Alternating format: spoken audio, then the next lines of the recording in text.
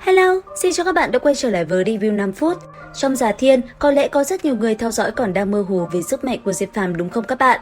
Tuy nhiên, chưa đợi Diệp Phàm mạnh lên thì chúng ta đã cảm thấy rất tò mò về các nhân vật sau hắn như thế nào rồi đúng không? Vậy thì ở video này, chúng ta cùng tìm hiểu xem 10 nhân vật mạnh nhất trong Giả Thiên là ai và đâu mới là top 1 server các bạn nhé. Đầu tiên, ở vị trí top 10 theo mình có lẽ chính là Đấu Chiến Thánh Hoàng. Về người này, ông chính là cổ hoàng cuối cùng của thời kỳ Thái Cổ. Lúc còn sống, lão ta đủ sức trấn nhiếp cửu thiên thập địa, thiên hạ vô địch, chiến qua bất tử thiên hoàng, lật tung thiên hoàng đạo trường. Có thể nói là cũng chỉ cách Hồng Trần Tiên một chút nữa mà thôi, thế nên sức mạnh ông là vô cùng đáng sợ. Tiếp theo, ở vị trí thứ 9, có lẽ chúng ta phải nhắc đến cái tên Thanh Đế. Theo mình biết được, ông chính là người duy nhất chứng đạo thành đế sau thời kỳ hoang cổ. Đồng thời, ông cũng là chủ nhân của hoang tháp, muốn dùng nó để diễn hóa thiên vực. Ông thuộc về yêu tộc, tu vi cũng chỉ cách Hồng Trần Tiên một bước nữa mà thôi. Tuy vậy, muốn ngộ đạo cũng là không dễ chút nào.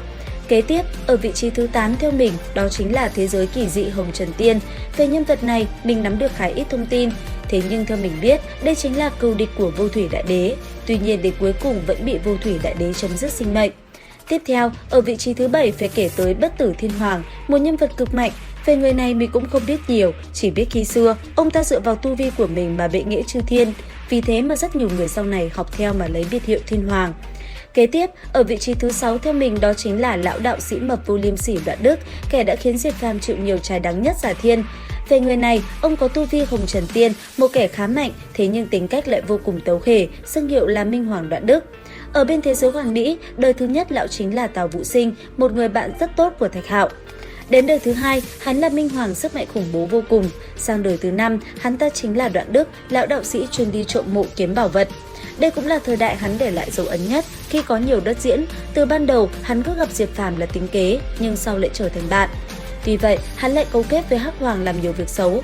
Vì thế, người ta hay nói làm người đừng như Đoạn Đức, làm cún đừng như Hắc Hoàng.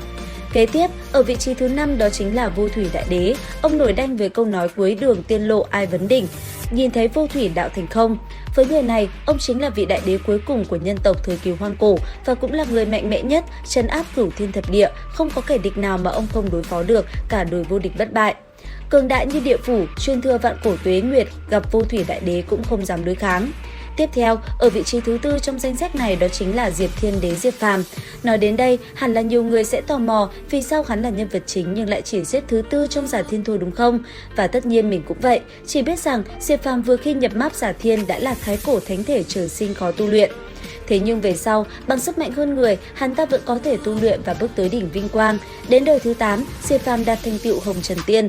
Sau đó, hắn liên thủ với Ngoan Nhân Đại Đế, Vô Thủy Đại Đế, Đoạn Đức cùng nhau chinh chiến tiên lộ, cuối cùng mở ra tiên vực, dẫn thiên đình phi thăng. Thần Đông từng nói, Diệp Phàm, thiếu niên vô thủy, sánh ngang với Ngoan Nhân, ngang ngửa với Thanh Đế. Chỉ một câu nói này đủ để thấy sự mạnh mẽ của Diệp Phàm là thế nào rồi đúng không các bạn? Kế tiếp sau Diệp Phàm, ở vị trí thứ 3 chính là Ngoan Nhân Đại Đế. Khi còn nhỏ, Ngoan Nhân Đại Đế có một người anh trai rất giống Diệp Phàm. Cũng vì sự hy sinh của anh trai mà sau này, Ngoan Nhân Đại Đế trở nên mạnh mẽ, nàng sáng tạo ra công pháp thôn phệ thể chất thế gian, dựa vào sự mạnh mẽ của mình, khiêu chiến tất cả, thậm chí còn dùng sức một mình lấy mạng hết thảy chư vương cuối cùng đứng đầu cửu thiên thập địa, một trong những nhân vật mạnh nhất cổ chí kim. Thế nhưng, nàng lại không cầu trường sinh, chỉ mong một ngày nào đó gặp lại anh trai của mình. Kế tiếp, ở vị trí thứ 2 đó chính là Đế Tôn. Nói đến người này, ông chính là chủ nhân của thiên đình ở cuối thời đại thần thoại, từng là một trong cửu thiên tôn. Sau khi nghịch thiên sống thêm đời thứ 2 thì bỏ qua hết thảy đạo pháp và đạo kiếp trước, một lần nữa chứng đạo tự xưng Đế Tôn, lập ra thiên đình, vũ trụ cộng tôn. Và đến cuối cùng, kẻ mạnh nhất trong Giả Thiên lại chính là Hoàng Thiên Đế Thạch Hạo, kẻ độc đoán vạn cổ, người lập ra hệ thống tu luyện Giả Thiên. Thế nhưng để nói đến Thạch Hạo thì có lẽ chúng ta phải dùng hàng giờ để tìm hiểu. Vậy thì hãy chờ đón một video chi tiết về kẻ mạnh nhất này ở thời gian tới các bạn nhé. Trên đây mới chỉ là thông tin mà mình tìm hiểu được. Nếu các bạn có đóng góp vui lòng comment dưới phần bình luận nhé. Video đến đây là hết. Xin chào và hẹn gặp lại các bạn ở những video tiếp theo.